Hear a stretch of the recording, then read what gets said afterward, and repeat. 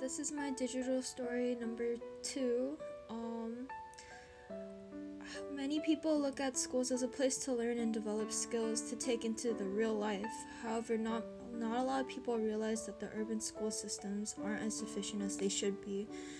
Not all students get the education they need or want due to the fact that urban system schools refuse to take the extra step. Teachers don't know how to deal with students who are struggling with issues outside of class. Teachers dismiss struggling students because of the fact that students don't go to the teacher first or they don't have the empathy for it. Urban school systems are often tend to ignore the students in need because the rest of the class is doing well. This is an example of quality versus quantity. The system targets low income and non-white students because it is made for the rich and white privileged students.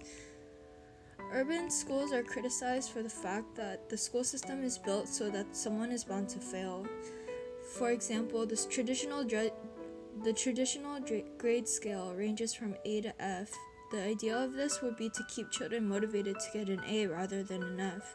This idea is defective because some teachers can grade on a curve, which would only mean a limited number of students or children can get an A. As a growing child who doesn't know much about the world, getting bad grades is discouraging, especially if they see other students doing better than them. Standardized testing is another example of how schools set children up for failure.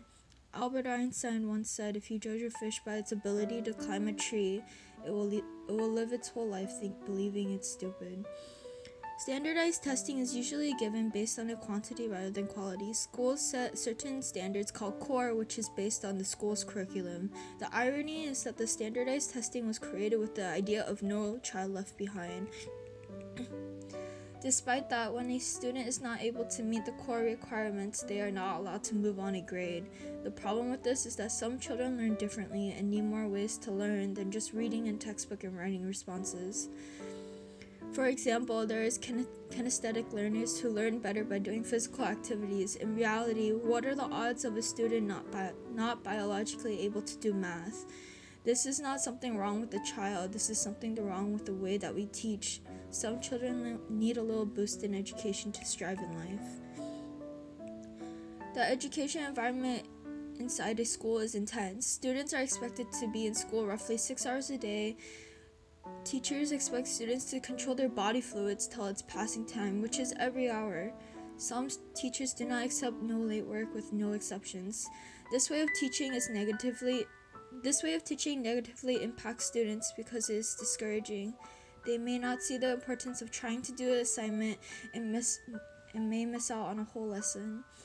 If you miss an assignment, you are already being held back because you missed a lesson being taught through the assignment.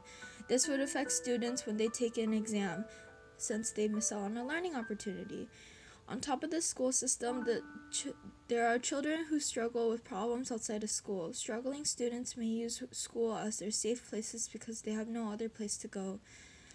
Every urban student has the potential to be a struggling student. Sadly, the urban education system isn't set up to help any of those students in need. Being a student in need doesn't mean that a student is financially unstable. A student in need can also be someone who's ranging from being bullied to having family issues at home.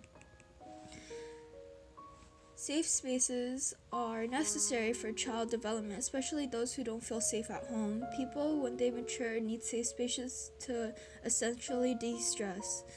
Programs and organizations like the Center of Equality and Inclusion and ethnic cultural groups are crucial for students. They provide a safe place for students to go to since the urban school education may not be able to provide it. The Center of Equality and Inclusion is a great example of a place to go to if you're seeking a safe place. Their mission is to enhance campus education, develop community partnerships, and cultivate campus community.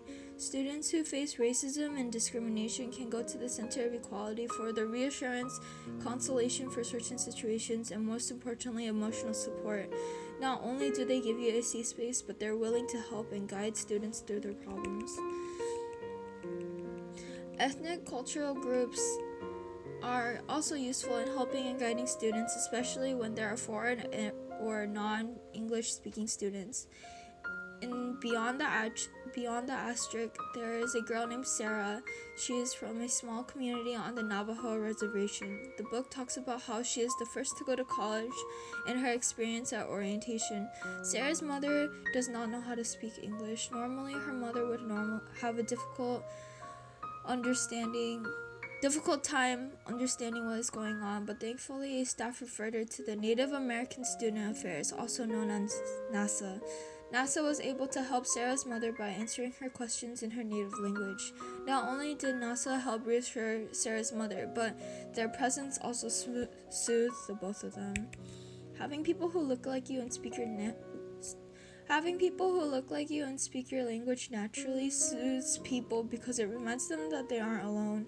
That is the power of ethnic culture groups in urban school systems.